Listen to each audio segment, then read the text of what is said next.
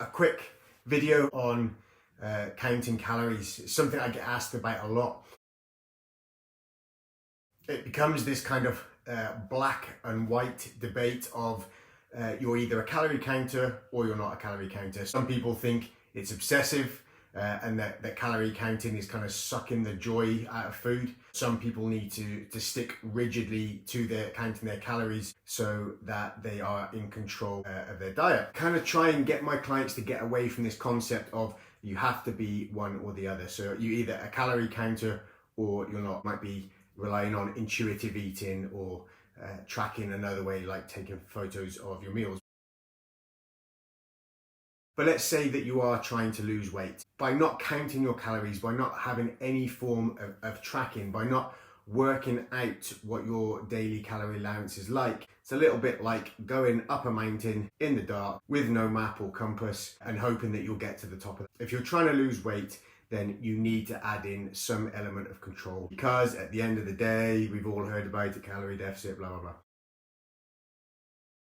So to establish that deficit, then you can use a calorie calculator. You can work out roughly what your basal metabolic rate is, what your activity levels are like, and then you can establish whether or not that you are going to count calories to create a deficit. But if you're equating it to something like being in debt, for example, if you're in debt or you need to get control of your finances, you start to track your spending. You start to look at where your money is going. You start to try and work your way out of debt. And that is the same if it's fat loss that is your target. If you don't know what your calorie allowances are, then how can you track accurately? How can you then start to lose weight and reduce your body fat? How do you know that you're in a deficit?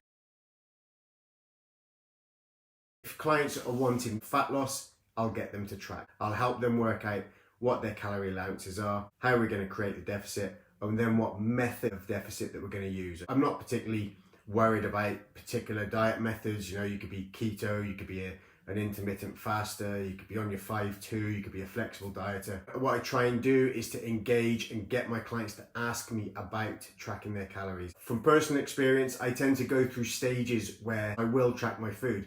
After a while, and I get into a certain routine, I then become a bit more of an intuitive eater. That's only because I know, and I've done the work and the research, and I know what meals that I'm eating, I know what calorie content of the meals are, that I can then ease off a little bit on the tracking or the actual counting itself and rely on a bit more of an intuitive eating approach. But to get to that intuitive eating approach, it's important that I've tracked my calories. I know that if I'm trying to lose weight, then I have to go through at least a phase of tracking my calories before I can then get into my more flexible dieting routines. It's not whether you are a calorie counter or whether you're an intuitive eater. You can be both. It doesn't have to be black or white. But if you've got any questions or you want to ask me anything about whether you should be counting calories or not, you can even tell me, just send me a message to tell me how much you hate counting calories,